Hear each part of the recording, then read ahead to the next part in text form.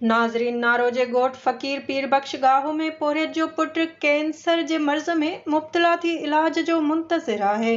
उन हवाले सां नारो मां जंसार अली भुट्टे जी ही रिपोर्ट।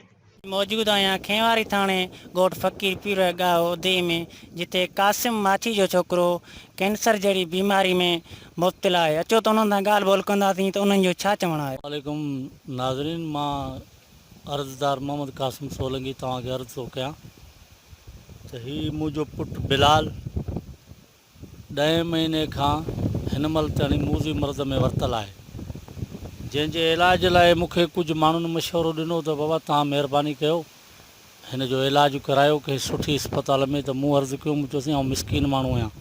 पोइ चक नंबर 63 शफ़ियाबाद तालको सिंझोरो ऐं दे समाथरी ज़िलो सांगड़ में आउं वेठल हुयुसि अॼु खां महीनो पहिरीं, जिते हिन वक़्तु मुंहिंजा 2 पुट उते रहनि था। उन जे ज़मींदार ऐं ओड़े पाड़े वारनि सभिनी मुंहिंजी मदद कई त बाबा तव्हां जेको आहे सो घबरायो न, जहिड़ो असांजो हाल आहे तव्हांजी मदद कंदासीं। पोइ उन्हनि मूंखे इंडस शिफ्ट कयो, कुझु उन्हनि पैसा बि ॾिना। पोइ उते मुंहिंजे बचिड़े बिलाल जो जेको आहे सो टेस्टूं वग़ैरह थियूं, उन में महीनो ॾेढ लॻो। उन खां पोइ इलाजु शुरू थियो। जेके सीनियर डॉक्टर आहिनि, डॉक्टर रफ़ीक ऐं डॉक्टर अली ऐं डॉक्टर फातिमा, ऐं तव्हां मिसकिन माण्हू आहियां, इंडस अस्पताल में खणी वियो ऐं 4 महीना खनि लाॻी तो इलाजु हलियो। उन खां पोइ मूं वटि ख़र्चु खपी वियो, पैसो ॾोकड़ बि कोन्हे। ऐं मिसकिन माण्हू 4 महीने जी 27 तारीख़ खां पोइ वरी 6 महीने जी 8 तारीख़ वियुसि, वरी 10 तारीख़ वियुसि, पर हाणे मूं वटि मिसकिन वटि एतिरो पैसो न आहे जो आउं उते रही हिन जो इलाजु करायां। तव्हां खां पैसा घणा था घुरनि जेके डॉक्टरनि तव्हां वञो था कराची? घुरनि इंडस वारा, बाक़ी चवंदा पंहिंजो ख़र्चु तव्हां वटि हुजे। मूं मिसकिन जा 2-2.5 लख ख़र्चु अची विया आहिनि। राश वग़ैरह आउं उते कंदो आहियां, खाधो पीतो भाड़ो टको कंदो आहियां, उन में हाणे आउं मिसकिन आहियां। हाणे तव्हांजो छा चवणु आहे? मुंहिंजो अर्ज़ु आहे गवर्नमेंट पाकिस्तान खे, इमरान ख़ान खे, वज़ीर आला खे त ख़ुदा जे वास्ते मूं ग़रीब जी मदद कनि।